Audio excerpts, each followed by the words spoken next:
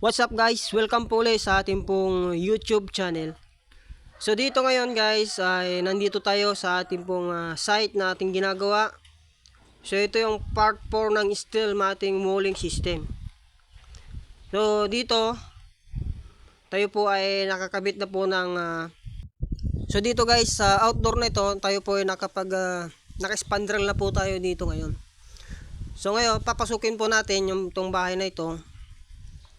So dito guys ay naka semi finish na po tayo. Nakabit na po natin yung mga bintana at nakapagbubida na po tayo.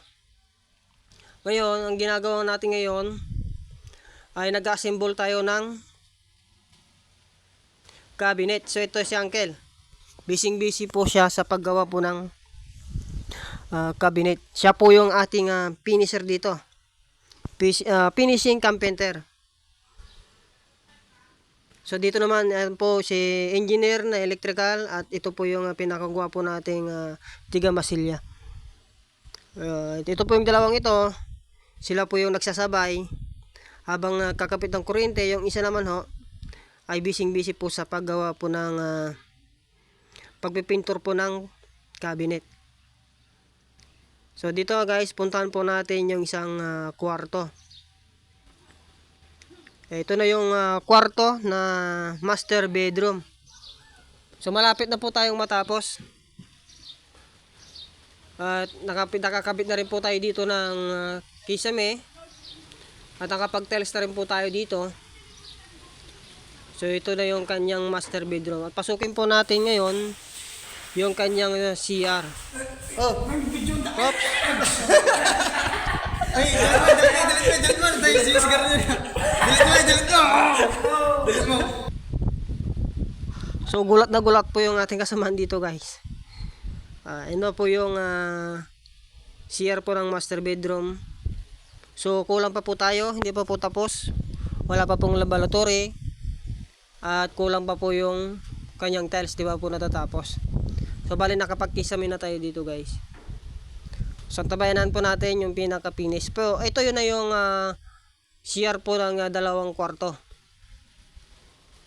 Natapos na po natin. Nakakabit na po tayo ng shower. Meron na po siyang laboratory. At meron rin po siyang CR na ikabit.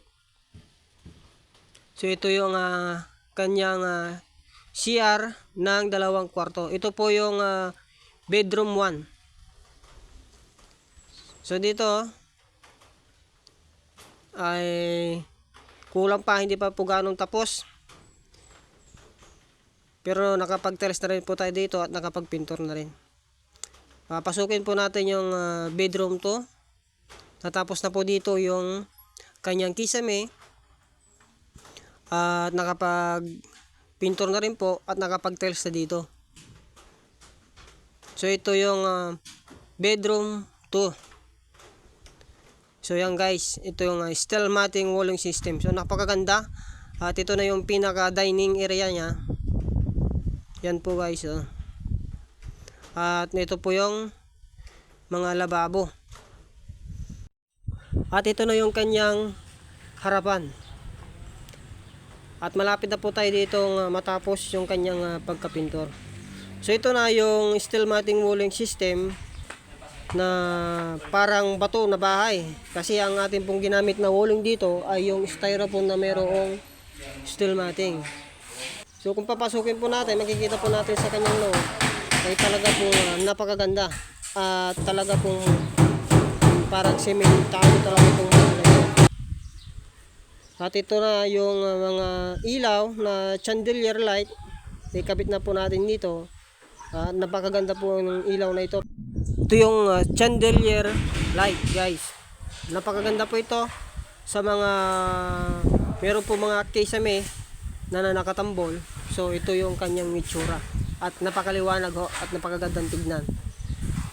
So ito na yung kanyang pinakailaw. So yung makikita po natin guys oh. Wow. Nakaka-amaze yung kanyang ilaw guys. So dito na yung mga nakikabit natin ng mga ilaw. Pinailaw na po natin at napakaliwanag sa loob ng bahay.